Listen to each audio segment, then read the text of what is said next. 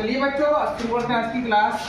कल हम लोगों ने कराया था आपको सिंपल पास्ट में अफर्मेटिव सेंटेंस। आज उसको हम लोग आगे बढ़ाएंगे और हम लोग समझेंगे कि कैसे नेगेटिव सेंटेंस बनाए जाते हैं।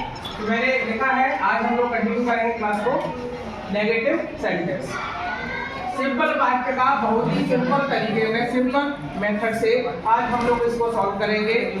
नेगेटिव सेंटेंस, यू नो बच्चों, नेगेटिव सेंटेंस होता है तो डिड के साथ नॉट आता है और उसके साथ वर्ब का फर्स्ट फॉर्म आती है।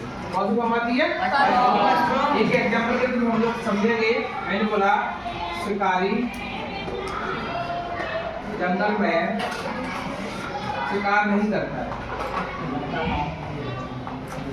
शिकार नहीं करता था।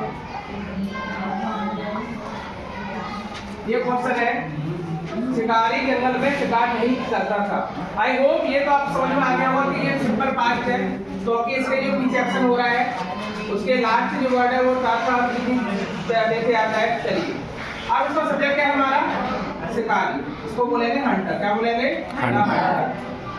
क्योंकि ये नेगेटिव है तो जैसा कि मैंने स्ट्रक्चर में मेंशन कर रखा है तो यहाँ आ जाएगा डिड नॉट। क्या आ जाएगा? अब ऐसा हो रहा है हमारा शिकार करने का। किसका हो रहा है? शिकार करने का। तो बच्चों शिकार करने का होता है हंट। क्या होता है? हंट। ठीक है, अब कहाँ कर रहा है? जंगल में।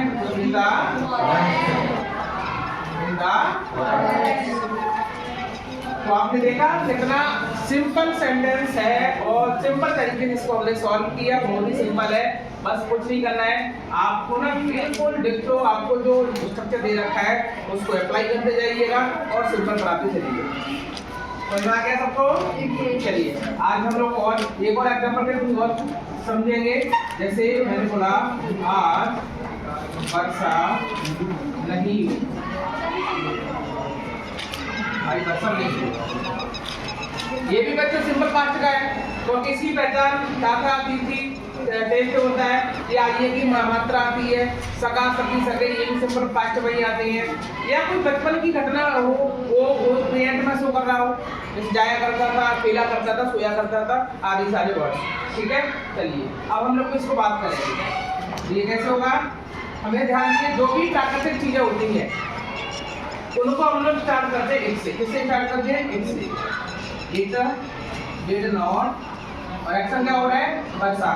तो ये हो जाएगा रेन। क्या हो जाएगा? और आगे क्या हो जाएगा?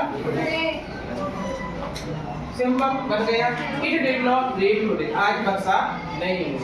आई होप सबको समझ में आ चुका होगा। बहुत ही सिंपल तरीके से है, स्टेप स्टेप बाय फॉलो करते जाइएगा और बनाते चलिए। चलिए अब हम लोग आगे बताएंगे आपको इंटरोगेटिव सेंटेंस।